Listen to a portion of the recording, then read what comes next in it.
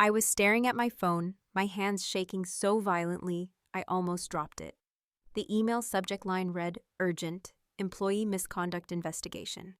My supervisor wanted to see me immediately regarding anonymous allegations about my financial instability and unprofessional behavior. My heart was pounding in my chest because I knew exactly who had sent that email. My own father had just tried to destroy my career. If you want to hear how I went from being financially controlled by my military veteran father to finally breaking free and watching his carefully constructed world crumble, stay with me until the end. And if you've ever dealt with a controlling family member, please hit that like button and subscribe, because this story might just give you the courage you need. Drop a comment below if you've ever had someone try to control your money or your life. But let me take you back to where this nightmare really began, 6 months before that devastating email. It was a Tuesday evening in March, and I was exhausted after a 10-hour day at the marketing firm, where I worked as a senior analyst. My feet ached from the heels I'd worn to an important client presentation, and my mind was foggy from back-to-back meetings that had stretched well past 6 o'clock. All I wanted was to kick off those torturous shoes, microwave some leftover penne carbonara sitting in my fridge, and completely zone out in front of Netflix. Maybe I'd finally start that thriller series everyone had been recommending. I fumbled with my keys at the door of my third-floor apartment, juggling my laptop bag and a stack of reports I'd stupidly decided to bring home. The lock clicked open and I pushed the door with my shoulder, already mentally cataloging my evening routine. Shoes off, bra off, sweatpants on, bliss. But the moment I stepped inside, I froze. The air felt different. There was a presence. Someone was inside my apartment. My heart lurched into my throat, and my first instinct was to run to scream, to grab my phone and dial 911. Then I heard it. A sound that was somehow both familiar and utterly wrong in this context. My father's voice humming the Marine Corps hymn in that off-key way he always did, coming from my kitchen. I stood there in my entryway for a long moment, my brain trying to process what was happening. Marcus was in my apartment. My father was in my home without my knowledge or permission. The violation of it made my skin crawl, but I forced myself to walk toward the kitchen, my heels clicking on the hardwood floor I'd just had refinished last month. The scene I found would have been almost comical if it wasn't so deeply disturbing. Marcus, my father, was standing in front of my open refrigerator like a drill sergeant inspecting a footlocker. He was holding up my carton of oat milk, examining it with the same critical eye he'd once used to check my homework for errors. The refrigerator light cast harsh shadows across his face, making him look older than his 62 years. He was dressed in his usual civilian uniform. Crisp khaki pants with a razor-sharp crease down the front, a navy blue polo shirt tucked in precisely, and a brown leather belt with a brass buckle polished to a mirror shine. His silver hair was cut in the same high and tight military style he'd worn since his Marine Corps days, 30 years ago. He'd retired as a lieutenant colonel, but still carried himself like he was commanding a battalion. "Marcus," I said, dropping my laptop bag on the counter with more force than necessary.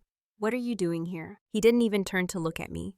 He kept his eyes fixed on the oat milk carton, rotating it slowly to read the nutritional label. "This costs $7, Clara. $7 for plant water. Do you know you can buy regular milk for half that price? This is wasteful, irresponsible." I felt my face flush hot with a mixture of embarrassment and anger. The embarrassment was old-conditioned into me from years of his criticism. The anger was newer, sharper, and growing stronger every day. "Dad, how did you get into my apartment?" He finally turned to face me, setting the oat milk down on the counter with deliberate precision. His expression was stern and unyielding, the same look he'd given me when I was 16 and came home past curfew. "I have a spare key," he said simply, as if this explained everything. "For emergencies." "This isn't an emergency," I said, my voice rising slightly despite my efforts to stay calm. "This is an invasion of my privacy." Marcus's jaw tightened, a telltale sign that he didn't appreciate being challenged. He picked up a piece of mail from my kitchen counter, a red overdue notice from my internet service provider that I knew for certain wasn't overdue. An emergency is when you're about to get your internet shut off because you forgot to pay your bill. I took care of it. Already paid. You should be thanking me instead of questioning my methods. My stomach dropped like I'd missed a step going downstairs. I had paid that bill. I distinctly remembered paying it 2 weeks ago when I was sitting at this very counter eating lunch. I could picture myself logging into the account, entering my credit card information, seeing the confirmation screen. But I didn't argue. I didn't defend myself. I didn't demand to see proof of this supposed overdue bill. Why? Because somewhere deep inside, in a place I didn't like to examine too closely, I was already trained not to question him. That training had started long before Mom died, but it had intensified in the 3 years since her death. Marcus had slowly, methodically inserted himself into every corner of my life, and I had let him. I had opened the door and invited him in because I thought that's what good daughters did. They let their grieving fathers feel needed. They let them help. They didn't make waves. The truth was something I wouldn't understand until much later, something Jessica would eventually explain to me in her clean professional office. Marcus hadn't just paid my internet bill out of concern. He had paid it a second time, deliberately creating a double payment so he could hold it over my head, so he could have proof, tangible evidence that I was irresponsible and forgetful, that I needed his supervision. It was a calculated move, as strategic as any military operation he'd ever planned. But standing there in my kitchen that Tuesday evening, watching him reorganize my refrigerator like he owned it, I only felt confused and small. Over the next few weeks, Marcus's presence in my life became suffocating in ways I couldn't quite articulate to anyone. How do you explain that your father's love feels like a cage? He had keys to my apartment, copied without my explicit permission from the emergency spare. I'd given him right after Mom's funeral. He knew my work schedule better than I did, often texting me reminders about meetings I'd mentioned in passing weeks earlier. He had access to the joint checking account we'd opened after Mom's funeral, an account that was supposed to be for emergencies only, but had somehow become a surveillance system for every aspect of my financial life. A $4 coffee at Starbucks would prompt a text within hours. Really? You're spending money on overpriced coffee when you could make it at home for pennies. Dinner with friends at a nice restaurant would result in a phone call the next day. A lecture about fiscal responsibility disguised as fatherly concern. A new dress purchased for a work event would lead to questions about my priorities. Do you really need another dress, Clara? How many dresses does one person need? Each transaction, each purchase, each decision was monitored, evaluated, and inevitably found wanting. He had opinions about my grocery choices, my utility usage, my subscription services. He knew what time I got home from work because he checked the shared location app he'd convinced me to install for safety purposes. He knew when I went to the gym, when I stayed late at the office, when I deviated from my normal routine in any way. I told myself over and over that he was just worried about me. He was a widower navigating life without the partner he'd had for 35 years.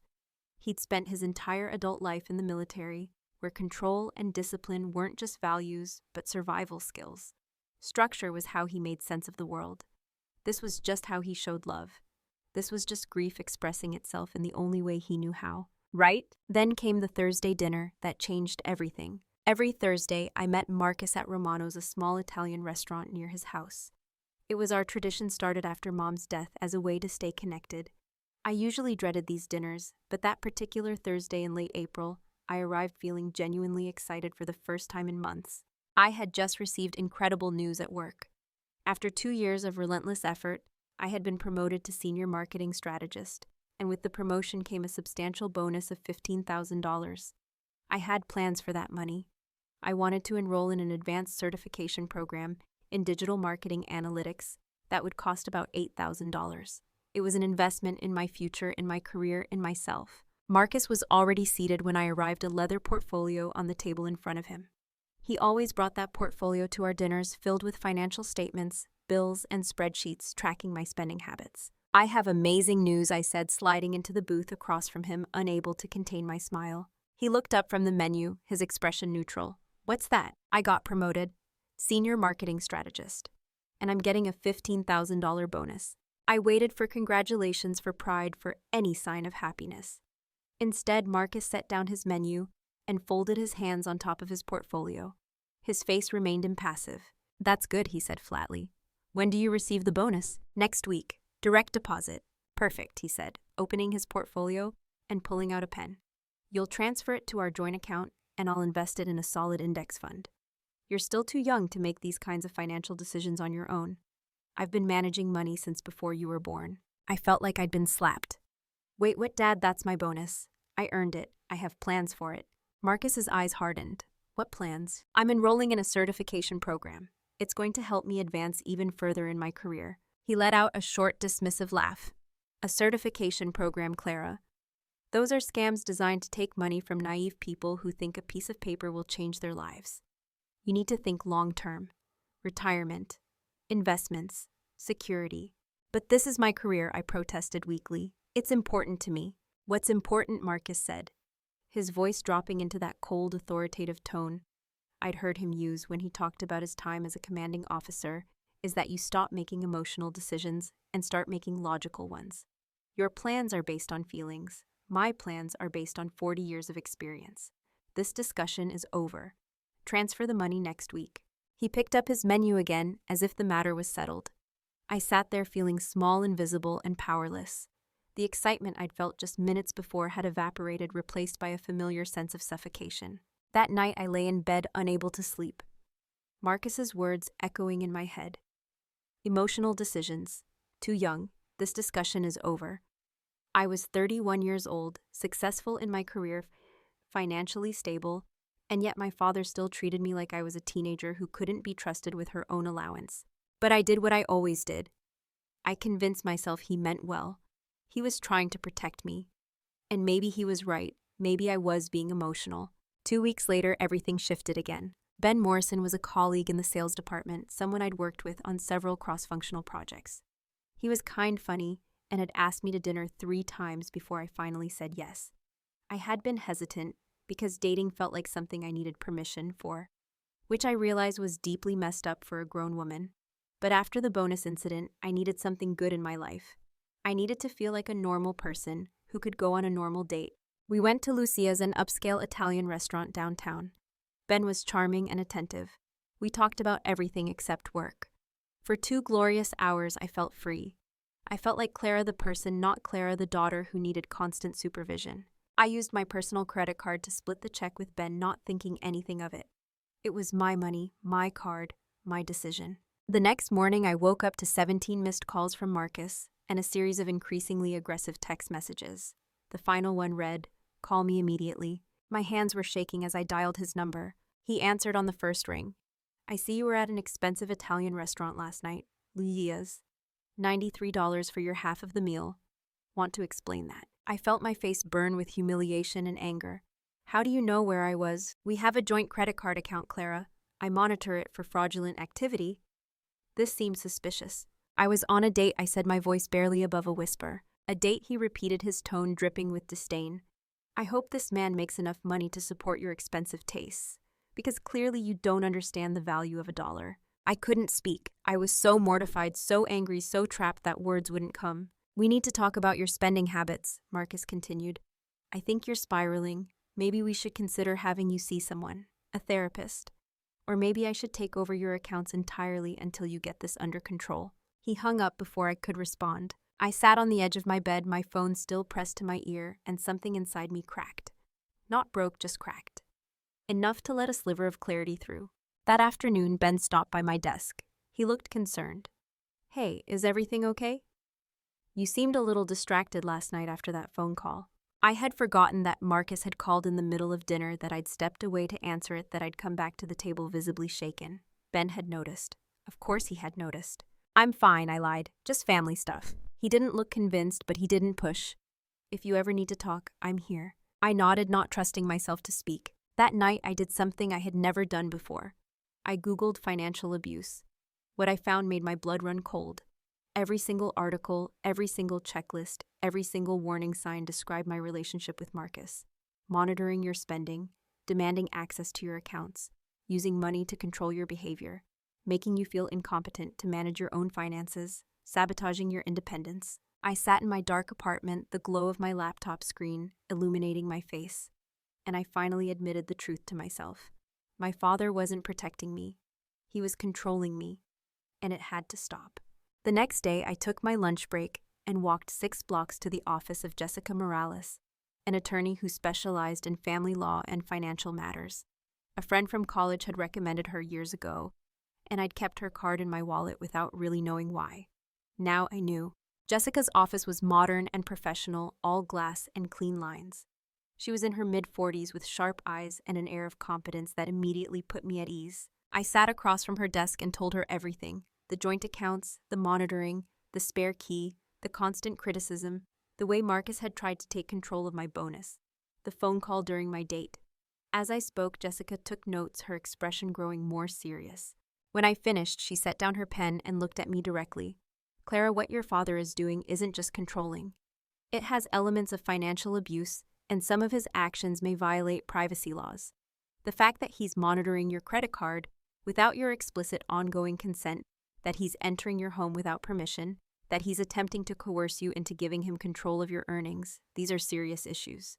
We need to act quickly, and we need to act quietly. Hearing it spelled out like that, hearing a legal professional use words like abuse and violate, made it real in a way it hadn't been before. I felt validated and terrified in equal measure. Can he actually stop me from controlling my own money? I asked. No, Jessica said firmly. You're an adult. You have every legal right to manage your own finances without interference. But people like your father don't respond well to direct confrontation. We need to build what I call a financial fortress first. We secure everything change, every access point, and only then do we inform him that things have changed.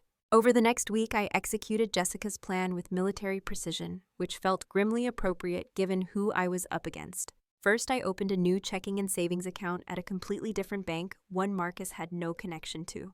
I chose a bank across town and set up all new online credentials with a password Marcus could never guess. Second, I contacted my company's HR department and changed my direct deposit information. Starting with my next paycheck, my salary would go into my new account. I left the joint account open but stopped funding it. Third, I rented a post office box and rerouted all my financial mail bank statements, credit card bills, investment accounts, everything to that P.O. box. Fourth, I changed every single online password Marcus might know. Email banking, credit cards, insurance, streaming services, everything. I enabled two-factor authentication on all of them. Fifth, and this was the hardest part, I arranged for my apartment locks to be changed. I told the building manager I'd lost my keys and needed new ones. When the locksmith left, I had a new set of keys that Marcus didn't have copies of. To maintain the illusion of normalcy, I continued to deposit small amounts into the joint account and made a few minor purchases that Marcus would see. I showed up for our Thursday dinners, I answered his phone calls, I played the role of the compliant daughter while systematically dismantling his access to my life. It was exhausting and terrifying. Every time my phone rang, I jumped. Every time I saw Marcus, I felt like he could see right through me, like he knew what I was doing. The guilt was overwhelming. I was betraying my father. I was being secretive and deceptive. What kind of daughter does this? But then I would remember the phone call during my date with Ben. I would remember the way Marcus had dismissed my career achievement. I would remember the feeling of being monitored, controlled, suffocated. And I would remember that I wasn't the one who had betrayed trust first. Jessica warned me that Marcus would eventually notice something was off. She was right. It was early May when my carefully constructed facade began to crack. Marcus called me on a Wednesday afternoon, his voice tight with barely controlled anger. Clara, we need to talk. Your salary didn't deposit into our account. My heart hammered in my chest, but I kept my voice steady. Oh, there must have been a glitch with the direct deposit. I'll check with HR. You do that, he said. Today. I will, I promised, and hung up. But I didn't. And the next week, when my salary once again didn't appear in the joint account, Marcus escalated. What I didn't know was that Marcus had called my company's HR department. He identified himself as my financial advisor and requested that they send him detailed copies of my pay stubs and tax documents. When HR rightfully refused and told him they couldn't discuss employee information with third parties, he became belligerent. He claimed he had power of attorney over my affairs, which was a complete lie. The HR representative thankfully made a note in my file and sent me a discreet email asking if everything was okay and if I had authorized anyone to access my employment information. That's when I realized how far Marcus was willing to go. But it got worse. A week later, I received a call from my life insurance company. They were calling to confirm some recent changes to my policy. Specifically, they wanted to verify that I had requested to add Marcus Sullivan as the primary beneficiary, replacing the children's charity I had originally designated. I felt the room spin. I didn't make any changes, I told the representative. There was a pause. We received a call from someone claiming to be you. They provided your social security number, your mother's maiden name, and your date of birth. We updated the beneficiary per the request. When did this happen? I asked, my voice shaking. She gave me the date. It was 3 days ago, a day when I had been at work, and Marcus knew my schedule. That wasn't me, I said firmly. Someone committed fraud using my personal information. I need those changes reversed immediately, and I need to file a formal complaint. After I hung up, I sat in my car in the office parking lot and cried. My father, the man who raised me, who taught me to ride a bike and helped me with my homework and walked me down the aisle at my college graduation, had committed identity theft. He had impersonated me to gain access to my life insurance policy. I called Jessica immediately. "This is what we needed," she said, her voice grim but determined. "This is clear evidence of fraudulent activity. We can use this." But there was more. The following week, I received a call from a doctor I hadn't seen in over 10 years, Dr. Raymond Chen, who had been our family physician when I was in high school. He sounded uncomfortable on the phone. "Clara, I need to speak with you about something sensitive. Your father came to see me yesterday. He requested that I provide a written statement regarding your mental health, specifically that you've been emotionally unstable since your mother's death, and that you're not capable of managing your financial affairs independently." My blood ran cold. "What did you tell him?" Dr. Chen sighed. "I told him that would be completely inappropriate and unethical. I haven't treated you in over a decade. Even if I had, I couldn't provide that kind of statement without a thorough evaluation and your explicit consent." He wasn't happy with my refusal. "Thank you," I whispered. "Thank you for telling me." "Clara," Dr. Chen said gently, "I don't know what's going on, but your father seemed very fixated on this idea of you being incompetent. Please be careful." After that call, I sat in my apartment and felt something shift inside me. The crack that had formed weeks ago had become a chasm. On one side was the dutiful daughter who wanted to believe her father loved her. On the other side was the woman who recognized abuse for what it was. Marcus was trying to have me declared mentally incompetent so he could gain legal control of my finances. He was building a case, collecting evidence, preparing to strip away my autonomy completely. This wasn't love. This wasn't protection. This was domination. That night I called Jessica. "I'm ready," I told her. "I'm ready to end this." We scheduled a meeting for the following Thursday, our regular dinner night. I spent the week preparing. Jessica helped me compile evidence. We had records of Marcus's unauthorized entry into my apartment. We had documentation of his fraudulent call to my insurance company. We had the statement from Dr. Chen. We had logs of his excessive monitoring of my spending. We had his attempt to access my employment records under false pretenses. But the most damning evidence was something I collected myself. I bought a small, discreet recording device and placed it under the table at Romano's before Marcus arrived. In our state, one-party consent was legal for recordings, which meant I could record our conversation without his knowledge. That Thursday evening, I arrived at the restaurant early. My hands were shaking as I activated the recorder and slid it under the salt and pepper shakers. Then I ordered a glass of wine and waited. Marcus arrived exactly on time, as always. But something was different. He wasn't carrying his usual portfolio. Instead, he had the air of someone who had already won. He slid into the booth across from me with a slight smile. "Clara," he said, ordering a scotch from the passing waiter, "I've had a productive week. I spoke with your HR department about getting proper oversight of your employment benefits. They were difficult, but I'm working on it. I also think it's time we had a serious conversation about your competency to manage your own affairs." My heart was pounding, but I kept my face neutral. "Before we talk about that," I said calmly, "I have some things to show you." I reached into my bag and pulled out 3 manila envelopes. I placed them on the table between us, lined up perfectly, like soldiers at attention. "What's this?" Marcus asked, his smile fading. I opened the first envelope and slid the contents toward him. "This is a notice of closure for all joint accounts, effective immediately. I've also included statements from my new bank account, which you'll notice you don't have access to." Marcus's face began to redden. "You opened accounts without telling me." "I opened accounts because they're my accounts," I said, my voice steady. "I'm 31 years old, Dad. I don't need your permission." He grabbed the papers, his hands crumpling them slightly. "This is ridiculous. You can't manage money on your own. You've proven that." I slid the second envelope forward. "This is a letter from my attorney, Jessica Morales. It formally requests that you cease all interference in my personal and financial life. No more unauthorized entries into my home. No more monitoring my spending. No more calls to my workplace or my insurance companies." "You hired a lawyer," Marcus hissed, his voice rising. "You went behind my back." "I didn't go behind your back," I said, feeling a strange sense of calm settling over me. "I'm walking my own path.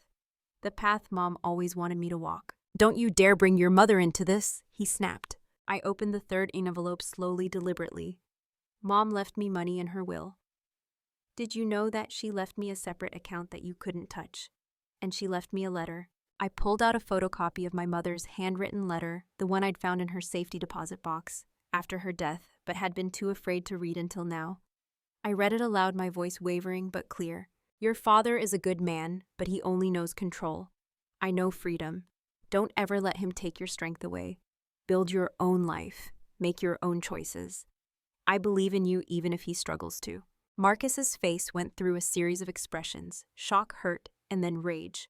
Your mother was weak. He said, his voice low and dangerous. She never understood what it took to keep this family safe.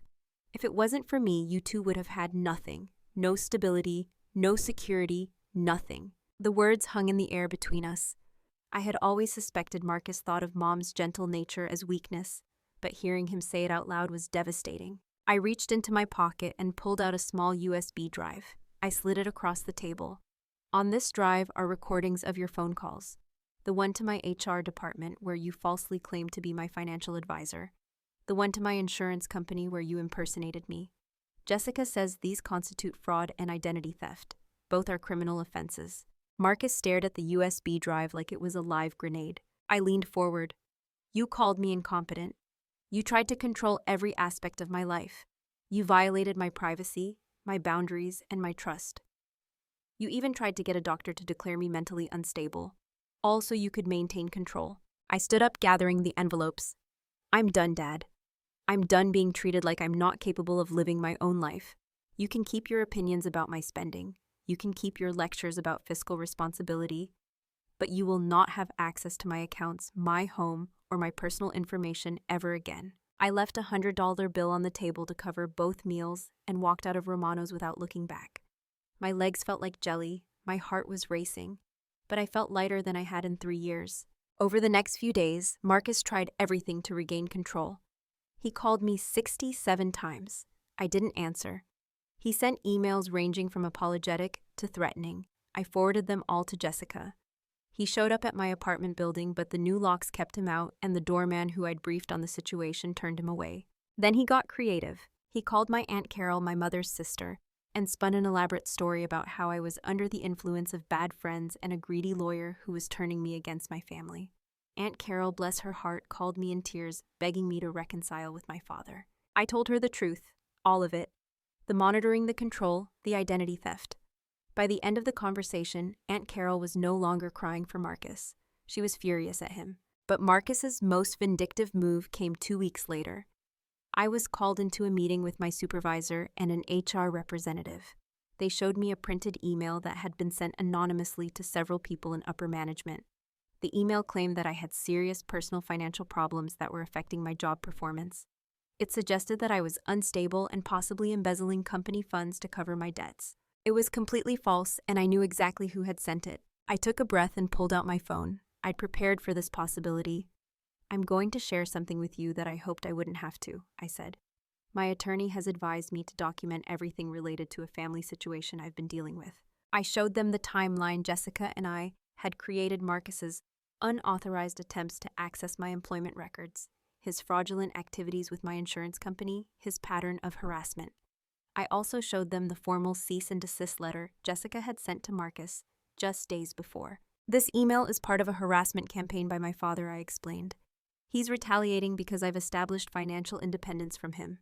I can provide my attorney's contact information if you need to verify any of this. My supervisor and the HR representative exchanged looks. Within 24 hours, the company's IT department had traced the anonymous email back to an IP address at a public library near Marcus's house. The library's computer logs showed someone matching Marcus's description had used that terminal at the exact time the email was sent. The investigation was closed in my favor. HR sent a formal letter to Marcus, warning him that any further contact with my workplace would result in legal action and a restraining order. That's when Jessica made her final move. She sent Marcus a comprehensive package via certified mail. It included a formal cease and desist order. It included copies of all the evidence we'd gathered, recordings, documents, witness statements. And it included what Jessica called a silence agreement. The terms were simple.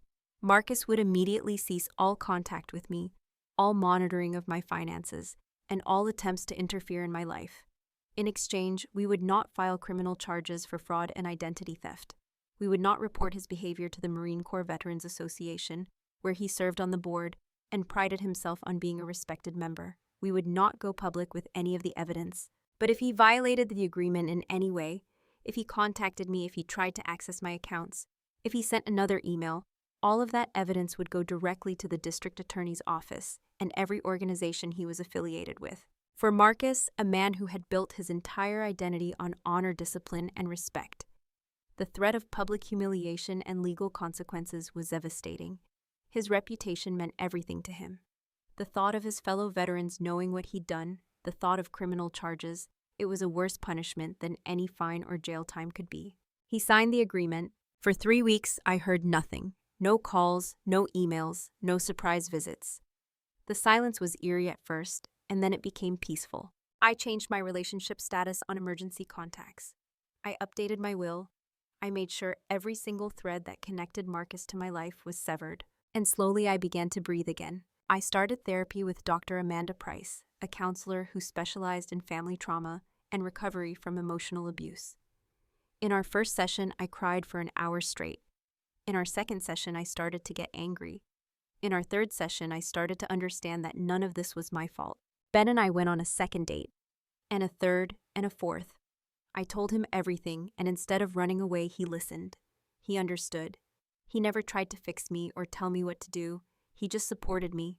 At work, I threw myself into my new role. The certification program I'd wanted to take. I enrolled using my bonus money just as I'd planned. I excelled, I learned, I grew. I started making financial decisions with confidence. I opened an investment account and researched my options. I made some good choices and some mediocre ones, but they were my choices. I budget, I save, I spend on things that bring me joy without guilt. My apartment became mine again. I rearranged the furniture, I painted the walls, I bought expensive oat milk whenever I wanted it and didn't feel the need to justify it to anyone. Aunt Carol and I grew closer. She apologized for initially believing Marcus's story and became one of my strongest supporters. We had dinner every other week, and she shared stories about my mom that Marcus had never told me stories about her strength and independence. 1 year later, almost to the day after that confrontation at Romano's, I stood in front of a conference room full of executives and presented a comprehensive digital marketing strategy that would become the foundation for a major company initiative. My hands didn't shake. My voice was clear and confident. When I finished, the applause was genuine. After the meeting, my director pulled me aside. "That was exceptional work, Clara. We're considering you for a director-level position. Are you interested?" "Absolutely," I said without hesitation. That evening, I sat in my apartment, my laptop open in front of me. On the screen was my investment portfolio, showing steady growth over the past year. I had built this. I had made smart choices. I had proven to myself, if no one else, that I was capable. I poured myself a glass of wine and walked to the window. The city stretched out before me, lights twinkling in the darkness. My phone sat on the counter, silent and peaceful. There would be no unexpected calls tonight, no surprise visits. No one would walk through my door uninvited. The silence wasn't empty anymore. It was full of possibility. I thought about my mother's letter, the words I'd read aloud that night at Romano's. She had known. Somehow she had known that I would need to hear those words, that I would need permission to be strong. I wasn't angry at Marcus anymore. I wasn't sad. I was simply free. Freedom, I realized, doesn't always come from big dramatic moments. It comes from small, consistent choices. The choice to change a lock. The choice to open a new bank account. The choice to say no. The choice to walk away. The choice to believe in your own worth. My phone buzzed. A text from Ben. "Dinner tomorrow. There's a new Italian place I want to try." I smiled. Sounds perfect. I didn't need anyone's permission to live my life. Not anymore. Standing there, looking out at the city, I raised my glass in a silent toast. To Mom, who believed in my strength. To Jessica, who gave me the tools to use it. To Aunt Carol, who reminded me what healthy family love looks like. To Ben, who showed me what respectful partnership feels like. And to myself for finding the courage to choose freedom over obligation. The price of control had been my peace of mind, my confidence, and nearly my entire sense of self.